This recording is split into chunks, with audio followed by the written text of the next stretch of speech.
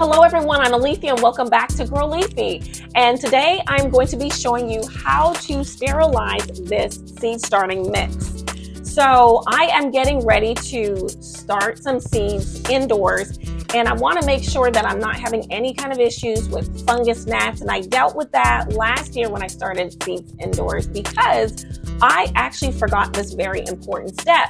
So make sure that you do this step. It's very important if you want to at least prevent and reduce that breeding of the fungus gnats, because they are really a pain, really annoying, and they cause a lot of problems. But I was still able to transplant everything. It didn't hurt my plants, but it was more of an irritant.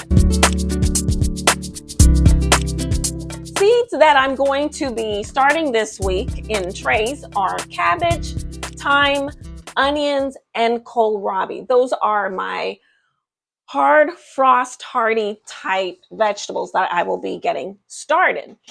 And this seed starting mix, just to read you the ingredients that are in it, it's made of coconut coir, peat moss, perlite, vermiculite, dolomite lime, worm castings, kelp meal, ecto, mycorrhizae, beneficial bacterial, and humic acid. Okay, so that's what it's made up of. And I have some boiling water that I already have heated up so that I can pour it and mix it with the soil. So that's what I'm going to show you right now.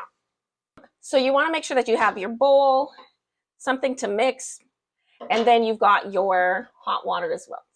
That's what I've got here, some boiling hot water. And if I need more, I'm able to just fill it back up and plug it in, and it heats up on its own. If you want to use a stove, just the warm water on the stove, you can do that as well.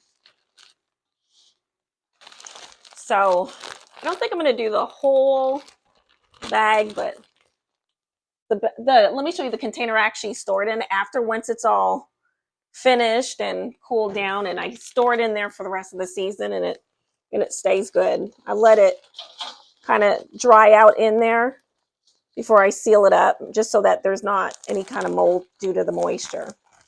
So I think I'm just going to do maybe a half of this bag for right now. So I'm really just trying to get this started for this one seed tray. Let's see. There's some large chunks here too. These, you can see this, like some little, it looks like little sticks. These large chunks, those will break down as well. Sometimes I just try and break those pieces up. And then take the hot water. I don't know if you can see it steaming. Let me get you a closer view so you can see that better.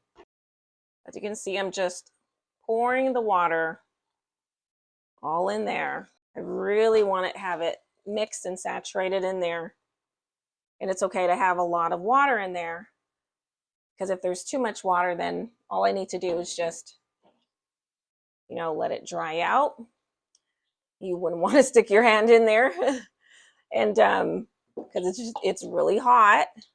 You want to cool down before you use it. Make sure it's very cool, because you do not want to burn your seeds. Well, you don't want to destroy the makeup of it. I don't know if you can actually burn the seeds, but you don't want to destroy them. Okay. And I probably could even put a little bit more water if I want to, but I could put just a little bit more. I think it's pretty much mixing through really well, actually.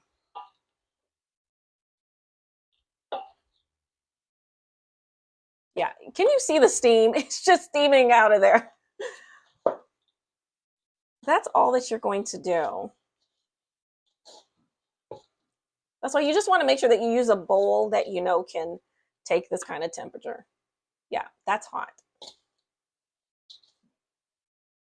I think I got it pretty good. So just from reading up online, what I've read is that this pretty much takes care, it's supposed to take care of 99, around there, 99-ish percentage of the fungus gnats, what I've read in some articles online. So I'm hoping that it It does the job. So remember that you want to allow it to cool down to the natural room temperature, completely cool down. You don't want to put this directly into your seed trays because that would not be good for your seeds. And that's it. Here we go. This is what it looks like. Okay. So that's all that you have to do. It's a very simple, easy step. I just wanted to keep it real simple for myself because I am a very busy gardener.